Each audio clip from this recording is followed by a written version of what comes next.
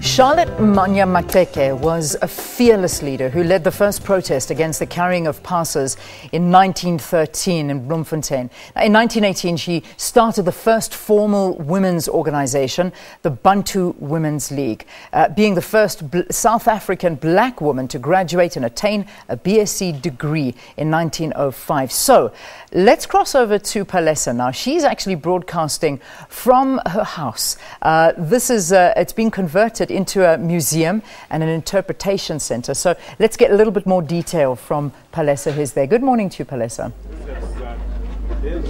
A very good morning to you, Leanne, and a very good morning to our viewers at home. Indeed, we are coming to you live from Kliptown here in Gauteng. Right behind me, it's where Charlotte Maxeke lived back in the days here in Johannesburg. I must indicate it's extremely freezing this morning here, but people are starting to come in large numbers because today we're celebrating, or the ANC Women's League is basically celebrating her legacy, celebrating her birthday, because she would actually be turning 152 years if she was still alive, because she was born back on the very same day back in 1874. So the ANC Women's League has organized the event because they're actually building up to the 60th anniversary of the Union Buildings March back in 1956, whereby women were marching against carrying passes around. So we're going to be speaking to the members of both the Mannya family and the Maxeke family, just to get a little bit information and the background on who Charlotte Maxeke was. With us here we have Ntate Mannya from the Mannya family, and we also have Ntate Max Maxeke from the Maxeke's family. So we're just going to conversate with them and hear more. I know, Ntate, you were saying earlier to me that you do not have third or second hand information, but you have first hand information on Charlotte Maxeke. Tell us more about, what do you know about Maxeke? Well, as you can see, look, from a family point of view, she's somebody who has had a profound influence and impact in the family. She's the first black woman to obtain a bachelor's degree.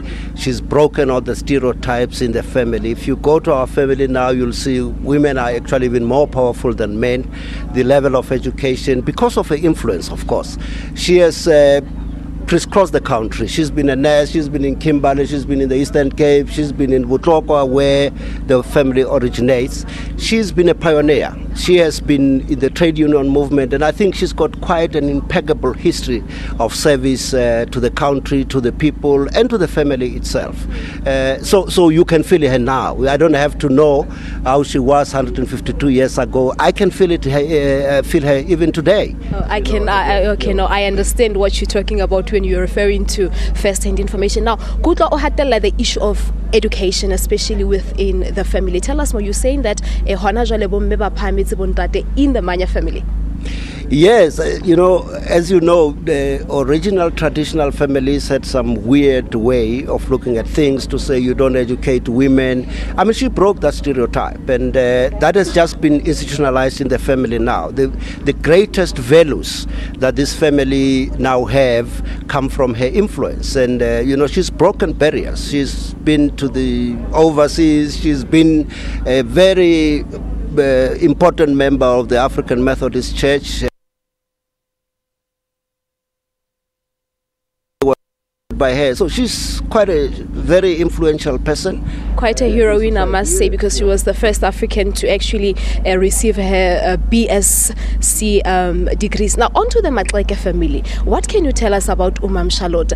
As I was reading about her, you could actually get a sense that she was jack of all trades. She was good in music, she was good in mathematics. Like we said, she was the first African woman to attain a BSc degree as well. The legacy that she has left for the Maxeke family. Thank you very much, and morning to yourself, Palesa, and the listeners. I think as Ntate has said, Mam Charlotte was a trailblazer, and she had very good, impeccable values. And one of the things that we have always wanted to do as a family, both the Mannya and the Maxeke family, was to ensure that her legacy as something that we can be able to celebrate and share with the rest of the country. And all these things that are said about her in terms of education, I think she did not only break the stereotypes within the family itself, but at least what she would have done has also broken what was normally termed to as patriarchy, where we would have known that generally men are better placed to assume certain, leadership responsibilities. But she was a leader in her own right, and one of the things that we wanted to do as a family, of course, was to ensure that we have an institution, the Charlotte Maxeke Institute, that would be able to ensure that what she lived through is continued in the next generation. Now, the house where we're broadcasting live from here is going to be converted into a museum and interpretation center. How does the family feel about that? I think we're very excited about that.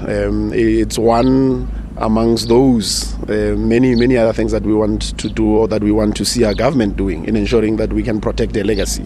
So the people around this area will be able to identify with this house. They would have known that there was a person who lived in this house, a very gallant person, but they will now be able to interact with the house, get to read more.